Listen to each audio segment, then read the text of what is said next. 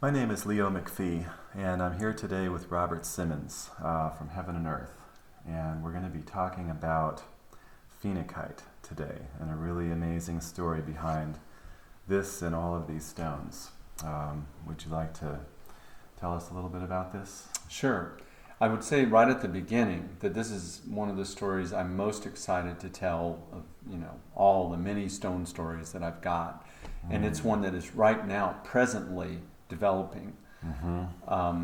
Phenacite itself is something that I've been highly interested in right from the beginning of my career, at least 26, 27 years now. One of the old crystal books that I first looked at before I was writing crystal books or even tuning into stones the way I do now said, phenacite is a really important mineral that should be sought out and stockpiled. And for some reason, those words rang in my ears, and I just decided I'm going to seek this out. But it wasn't only because I read about it. Somebody, the same year that I read that book, I was actually at the Tucson Gem Show for our first time there. That tells you how long ago that goes. And somebody handed me a piece of phenacite and said, "Here, put this up to your forehead." So, I did that, and it was a smaller one than this. It was probably maybe a quarter of the size of this, as most phenacites are, much smaller than this. Yes. And I put it up to my forehead, and for the first time ever, I felt this third eye activation happen. And waves of what I can only call energy started pulsing into my forehead, and it was very pleasurable, and kind of a feeling of opening and light was going on inside my head. And I kind of leaned back against the wall because it was so strong and so surprising. And I said, what's this? And the person said, it's phenacite. And then I remembered that book I had read, and I thought, whoa, I got to find some of these. That book was right. These got to be sought out. So for the whole 27 years that I've been doing Heaven and Earth, I've been seeking out phenacite. Now, these phenacites are even more special, or special in a different way than phenacites are generally. Phenacites come from all over the planet. They come from Africa, they come from Brazil, they come from Colorado, they come from Russia, and then there's others that are from small amounts from places like Norway and things like that. And the form of them is different depending on the location. Yes. Even Madagascar, they've had phenacites from there too. But what I wanted to say about it is a year ago, we're filming this in early 2013. In early 2012, we were at the Tucson Gem Show, and I was walking by in the lobby of one of the shows, and I felt something as I walked by, and I looked down, and there was a little display case about so big that had this stone in it. And I had never seen a phenacite that big, but I immediately knew it was a phenacite. And I said to myself, wow, where did this come from? What is this? How much does it cost? Because I've been a phenacite collector. And just to give people a perspective on it, this phenacite weighs about 16 pounds. And it's the single largest phenacite crystal in the world, to the best of my knowledge. Yes.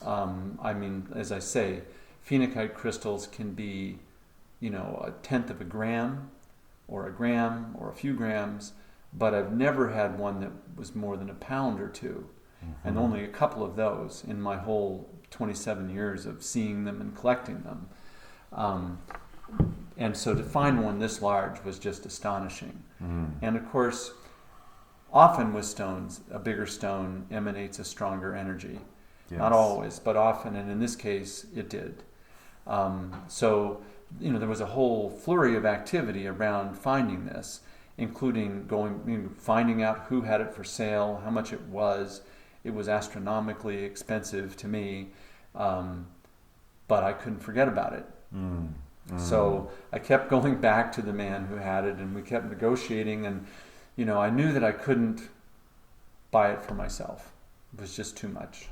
And finally, but I did bring it to the showroom, our showroom at Heaven and Earth, to show it to all the people that worked with us. Yes. You might remember that. Oh, I do remember it's kind of a blur when you came in with it, but all I remember is, oh, wow, and then holding it and feeling the energy, which was extraordinary. I mean, it's one of my most peak experiences, I think, in 20 some years of being in the crystal healing world. Yeah.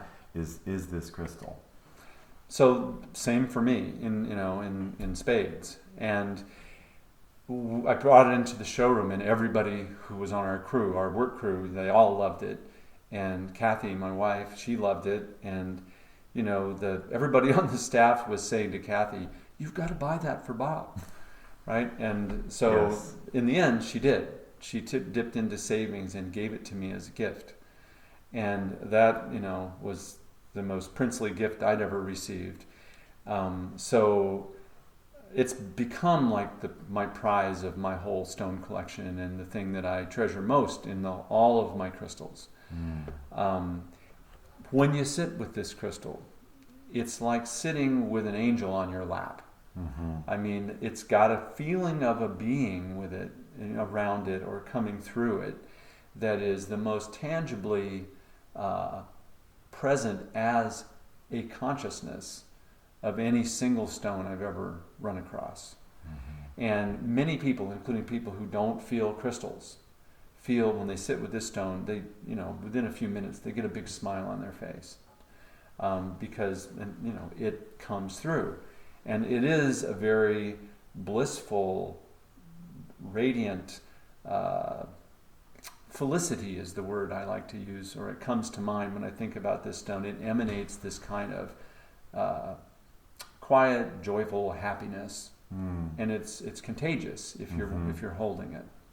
Now and I thought that was enough. I thought this is going to be my favorite crystal for the rest of my life, probably, and I'm just going to keep it and work with it. And Kathy told me, she got the intuition, this is important for your work in the future. Mm-hmm. So even though it's not for sale, it was going to facilitate my work, in her view.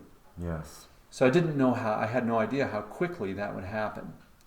And I want to mention now that we call this and the rest of these the Azozeo phenotypes, and I'll explain why in a minute.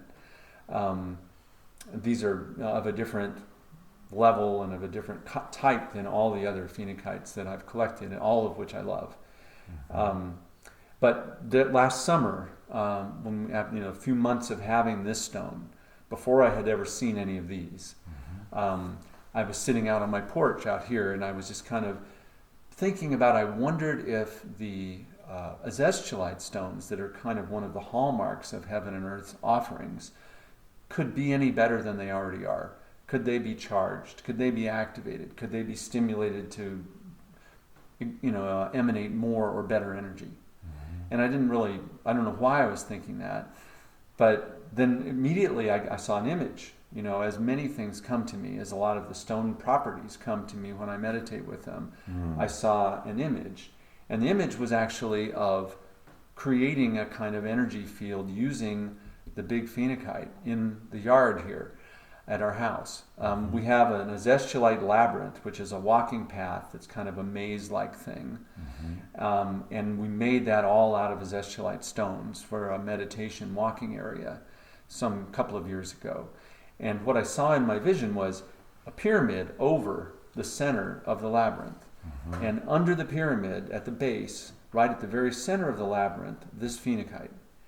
And the other large phenacite that I had in my collection, which was maybe twice as big as this one. Yeah, about a softball size. Right.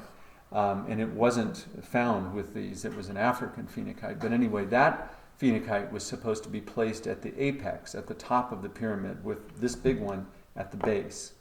Then the copper pyramid was to be filled with Azeztulite stones also. So what we had is this big circular field of Azeztulites with a copper pyramid full of Azeztulites in the center, this crystal, this phenacite in the base, right on the ground, right in the center of the pyramid, and the other big phenacite at the tip. And what I was shown to do, or what the inspiration revealed in the vision, was a table about so high above this phenacite inside the pyramid, And the azeztulites, or any other stones that I wanted to attempt to activate to a higher level, were to be placed on there. And there was to be a ritual. I mean, this was a very detailed vision in a way. There was to be a ritual of bringing the stones that were going to be activated into the labyrinth by walking it and placing them on the table. And as I placed them on the table, I also was supposed to say, may the higher powers bring the highest level of activation to these stones. And may they do that co-creatively with my intention. And then I was to speak the ancient word of invocation, which I learned from a Gnostic gospel 2,000 years old, the books of Eu, it's called. And the word of invocation was Azozeo. And what Azozeo means is it is the group name for several angelic entities that the ancient Gnostics used to call upon for help in the process of the ascension of the soul. Now that's a lot to just sort of digest all at once, but I have to say it to sketch out what's going on with all this. Yes. So all of that was just a vision, in a sense of I didn't know whether it would work, but I got very strong feelings that I wanted to try it. So out I went, put up the pyramid that was filled with azeztulite and placed this there, and within a couple of days I had got everything together to do this, and I set out some azeztulites on the little table that was over this stone, and the next day I came back and retrieved them, and I did the ritual as I was shown to do, and when I came back, I checked out the azeztulites, and lo and behold, they were a lot more intense, a lot more powerful, and the vibratory pulse that they emanated was much faster. Yes. It's like the difference between 1, 2, 3, and 1, 2, 3. And that energy moves right through the body. It brings light into the body. And so what we've discovered, what I found with this, that was the most exciting thing that's happened in I don't know how many years of my work with crystals, probably since the beginning. In the discovery of moldavite, which was the start of my career. The big paradigm shift that I saw was that you could create an environment, an energetic environment, using this stone in particular, and the other stones that were a part of it. And that could influence, if you put your own intention into that could influence other stones to get more energetic. So the first time I ever really realized that we could do anything that would make stones have more energy than they did to begin with. Yes. And, I don't think it's about me. I know it's not, because you've done it as well. Yes. And it's about the energy field, the intention, and the stones that we're using to facilitate the activation. Absolutely. So we call the activation the Azozeo super activation process.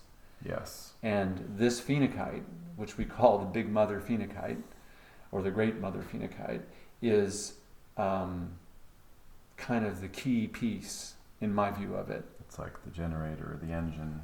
Yeah. And process in a way. It is, although she is so alive to me as a being that I hesitate to use any mechanical metaphors. I think of it more as she's the source, or she's the being of blessing that does the work of the activation. Yes. So that's all been going on, and it's been the most sort of paradigm shifting and stimulating and exciting thing, both to us and our customers, of anything we've done in a long time. Yes. And the Azozeo super activated azeztulites have been kind of flying off the shelves, and people report really good things with them. Yes. And when we did our Tucson Gem Show, where people came and on the spot were able to feel the stones and tell us what they thought, there was a lot of excitement around that. Now, another thing happened in Tucson this year, and that's really the point that we're sort of slowly getting ourselves to with this presentation. And that is, the same person who was the source of the Mother Stone came back this year, and he had gone to the site where this was found in Brazil, in an area, by the way, that's called Nova Era, which I think is so ironically or synchronistically perfect, because Nova Era means new age. Right. So it's found in the land of the new age in Brazil. Anyway, he went back to the place where this was discovered and did some digging and found more phenicites. Nothing big like this one, but still very large for what phenacite usually is. Yes. And there were 45 crystals.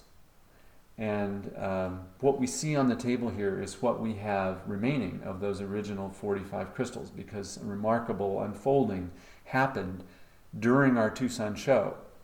Once again, 45 crystals was a lot of money, and it took a little bit of soul searching and deciding to go ahead and do it. But I knew these crystals, when I first felt them, I could tell they carry the same vibration as the Big Mother, as the Great Mother Phenacite.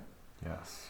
And so I felt like, so much has happened with this stone, and I love this stone so much compared, to anything, Yes. that we have to bring in all of the offspring or all of the other little, relatives of this stone. Yes. And so we did. We bought all 45 of those stones, and we brought them into our showroom, and we displayed them in a pyramid with this one, a glass pyramid, just for display. And we invited people to kind of check them out. And it was amazing to see what happened. Yeah. So many people picked up, others from this batch and immediately knew that one of them was theirs and that they had to get it regardless of the price. They didn't even know what the price was or anything. And there was tears and just amazing revelations, and it was really astounding. Well, the response. The first woman, Catherine, Mm-hmm. who came and connected with these, and she was waiting in the parking lot when I drove up with them. Then she came inside and had a look and a touch and a feel, and the biggest one was hers. Mm-hmm. She knew it claimed her, she claimed it. She was the first one to cry. She was the one who, she had moved to Arizona, to Sedona, the energy vortex town in Arizona. And she said to me that she didn't know why she moved there, but she left a very high-paying job in New York to go to Sedona and live without a clear idea of her mission, but really a felt sense of, I must do this.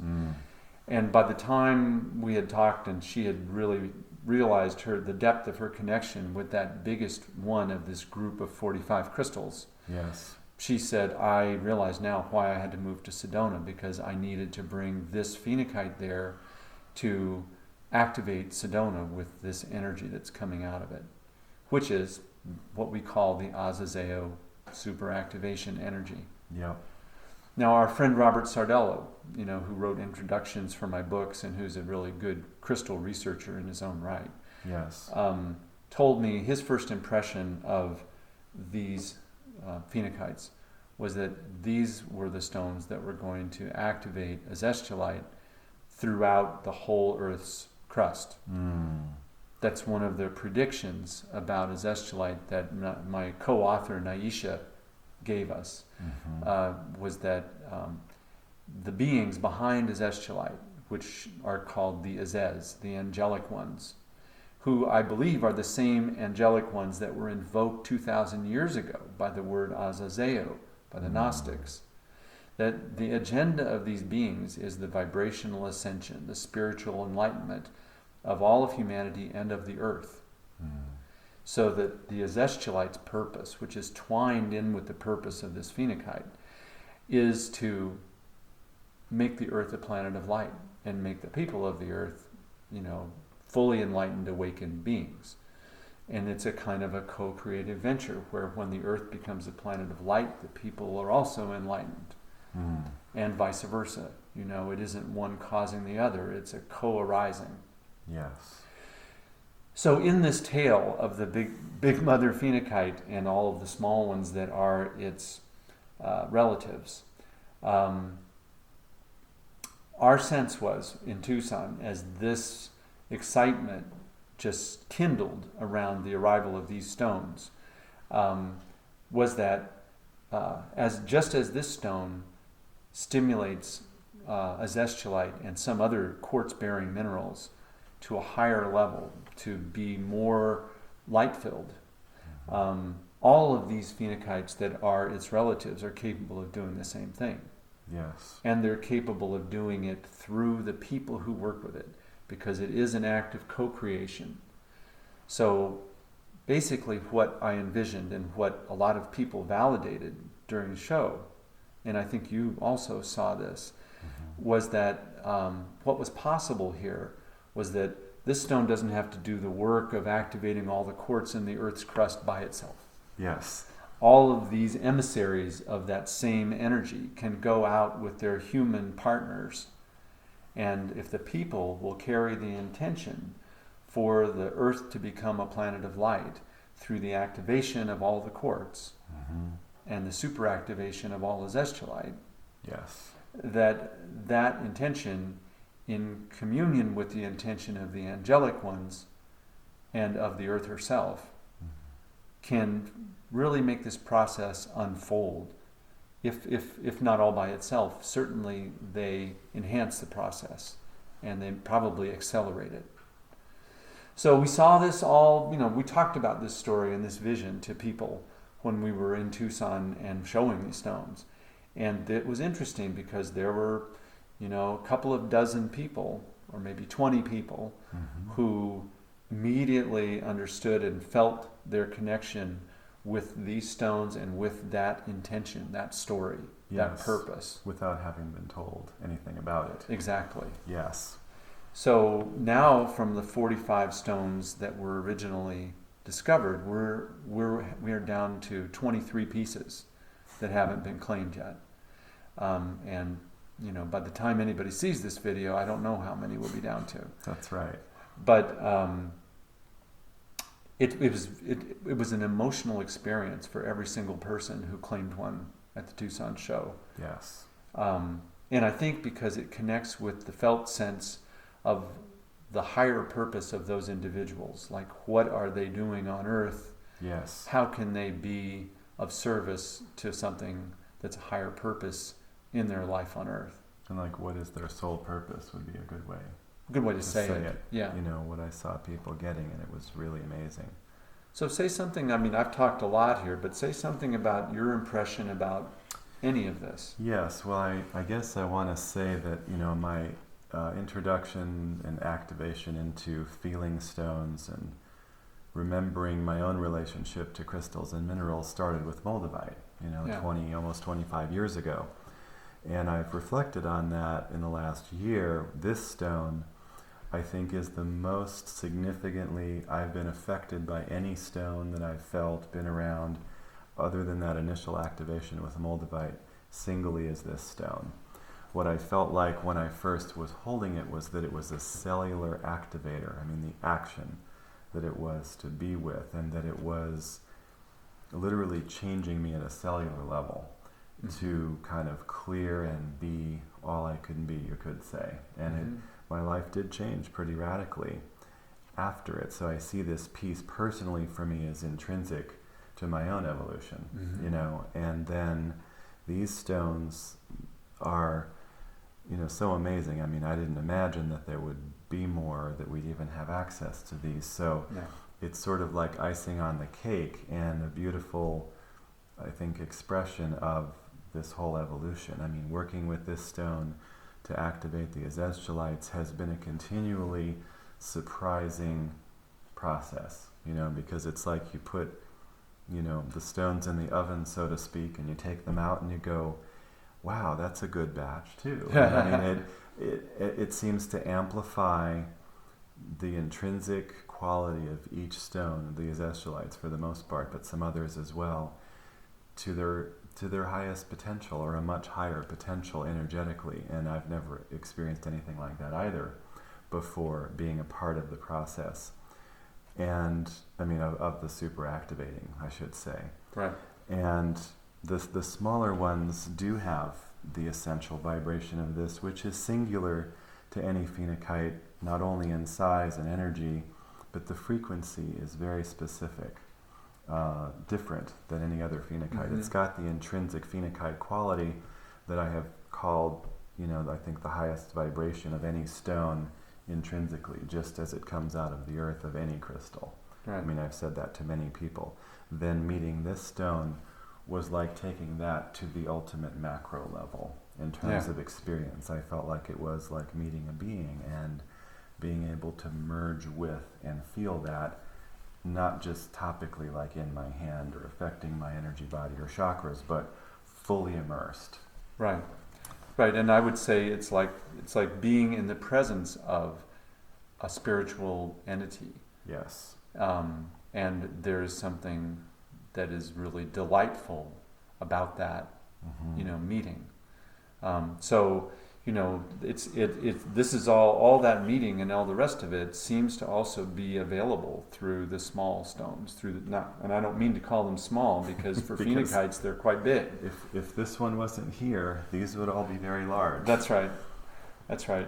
So, in addition to the storyline that we were sharing about the purpose of these stones for the kind of activation, the sort of the big picture thing about the activation of all the quartz on Earth to vibrate at a rate that is so different from what it is at this moment, that what just walking on the earth is going to feel like walking on heaven in a certain way. And that's the vision that we have, that we hope other people will resonate with. We've seen that they do. And we're looking to find out, who are the 23 other people who are going to be the ones who claim and are claimed by the rest of these stones to sort of fulfill that potential. I'm just getting this vision of these being like drops in the ocean, homeopathically speaking. If you just have a drop of energy, it can ripple out and change things, and I see these as being like that. I mean, they're small stones, and everyone is just an individual person on a certain level, but that co-creative alchemy that we've already seen happening with these stones, there's no telling what the potential is there or how much of an effect this story can have. Well, you mentioned alchemy, and that's a word that was going around in my brain a few minutes ago about this, because what the big phenakite here did with the azeztulite and other stones was a kind of alchemy. It was a crystal alchemy, because alchemy is transmutation. It's changing one thing into another. And when you think about a stone at a certain energetic level being transmuted to a much higher energetic level, that's a kind of alchemy. And so, that appeals to me on a very deep level, because I'm all excited about that kind of possibility. And I really want to find all of the people who will join in the intending of the fulfillment of that story, of the earth becoming a planet of light, and of the contribution that can be made through the intentional use of these phenakite crystals. Yes. I feel like, if that story resonates with a person, then that's very likely one of the right people. I will say that, if people feel like they want to be involved in that and they don't choose one of the phenokites, they can still work with the superactivated azeztulite. Yes. Because that also has a certain contagious quality in terms of its capacity to stimulate other stones to wake up more. Yes. But these phenokites are they almost get me speechless in terms of being able to say the right kind of praise for what their energy is like. It's exquisite, I would say. Yeah. That's one word. Yeah.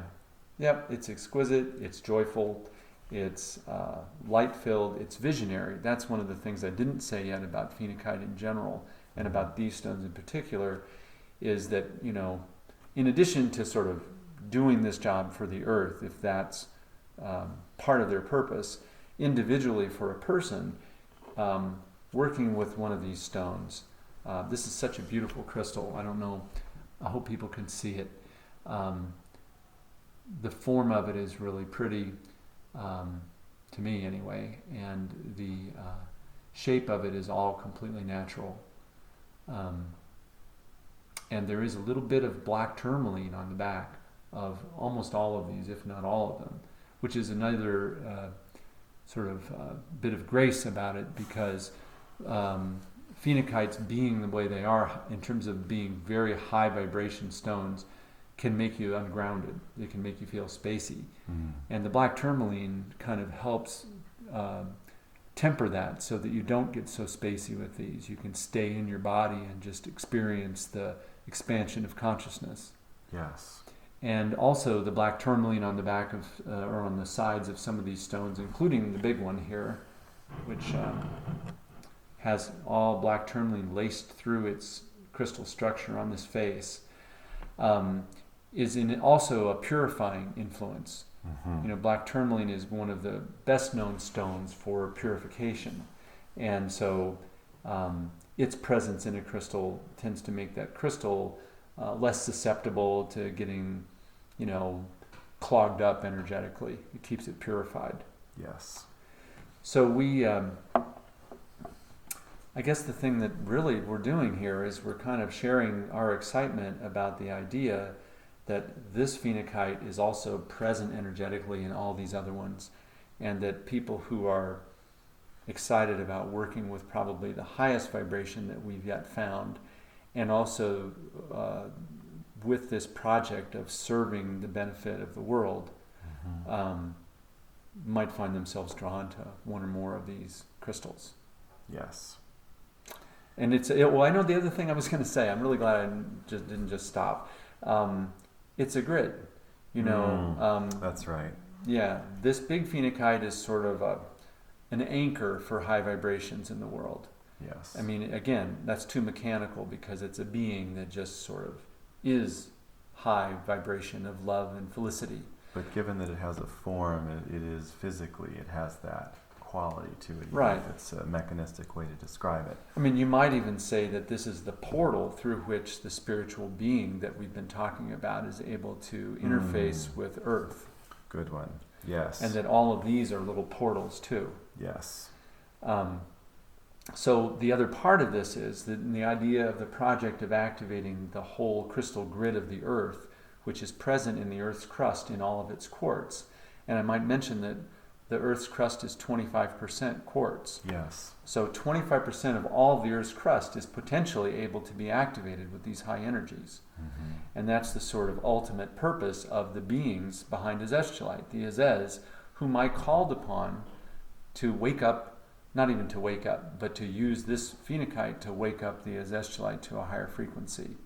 So we call these the Azozeo phenakites. Yes. Because they are the ones that were involved in that process. And as people take them out into the world and go their separate ways, my vision of that is that it's like creating a grid, an energetic grid, where the placement of the stones, wherever they are, I trust that they'll be kind of synchronistically drawn to the right spots. Yes. And that the grid is not a geometric grid where everything is equidistant. It's a grid of where everything needs to go. Absolutely. And we just allow that to unfold on its own. Because that's sort of the job of the other side of this interface, of the beings on the other side, to inspire the people who claim these stones to all be in the right places for the activation that the spiritual ones are trying to bring about can happen. Yes. So, it's big stuff. I mean, it's so big, I sometimes hesitate to say this vision because, it's like saving the world. I mean, it isn't really saving the world, it's helping the world evolve. Yes. And so I hope that it's 100% true and more so. And I'm willing to give my trust to it and my intention to it and, my time and money and energy to it, because the stone itself, the big one here, has made me fall completely in love with what it's all about. And now I see that it is not only a kind of a loving creature or being, but it's a generous one as well, because it has generated all this new energy in the other stones that we've worked with it to activate. Yes. So it's kind of a workhorse, as well as a beloved. Mm-hmm. That's for sure. And when you were talking about the bigness of the vision, I also want to add that what I'm aware of with these is it's what personally I can't envision or don't know yet that's probably going to be even more dramatic than anything I can imagine. I mean, if past experience is any indicator, I would say so too, because the fact that the Azozeo activation worked just blew my mind, and that it wasn't just me telling myself that it worked. We took it to the Denver Gem Show last September. That's right. And people didn't even know what it was. They were like, "What's that?" Because they were sensitive energetically, and they talked about it like just right off the bat. Right. They were drawn to it. They held it, and they went, "Whoa, this is really strong." And we even had people do a kind of a comparison between the regular Azezio, which has a very high energy, yes, and the super activated Azezio. And I'd say, we didn't do it blind, but I'd say 9 out of 10 people really felt the difference and said that the super activated was stronger. Yes. So these are the stones that are capable of stimulating that kind of thing in other crystals, in the earth, and in the people who work with them. That's my picture of it. Yes. And I'm just glad to have the chance to sort of tell my story about this, invite people who are attracted to that story to check out the crystals, and feel their own response. Mm-hmm. And if they feel called to be a part of any of this, then they can, check with us and see what's available. And, yes. We hope that all of them find their proper people, because it is a co-creative thing that's being done. And, the people's participation is essential. Stones can't do it by themselves. Yes. Well, thank you, Robert. This has been a really great time to share, and I'm glad that all of you are getting to see these crystals, because the energy comes through, even in the visual of them. And so we look forward to hearing from you. If you'd like to know more about these Azozeo Phenocytes and anything else we've talked about, the Azezio as well, you can go to heavenandearthjewelry.com. That's right. And you can also get our catalog that way by sending us an email. So if you want to see pictures, besides what's on the web of these stones, that's available too. Now, you mentioned that people can get the energy visually, and this is just an experiment, but I want to hold this crystal up, and maybe you can hold whatever ones you want to right near it, and we'll just let the camera focus on the stones, and I might turn them or something. And just, if you're watching, just open yourself and see what resonance, if any, you experience from just seeing them. We'll see if the magic can go right through the camera.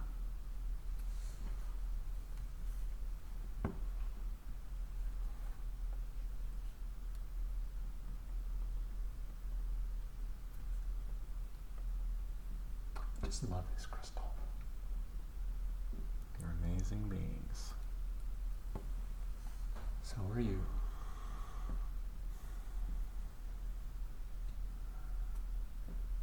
See, it just makes me happy just to hold it.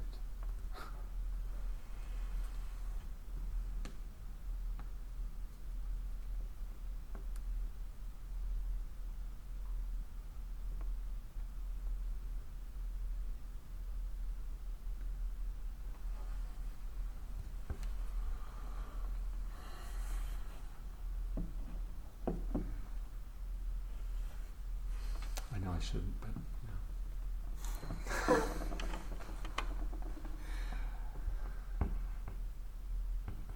Thank you for joining us today.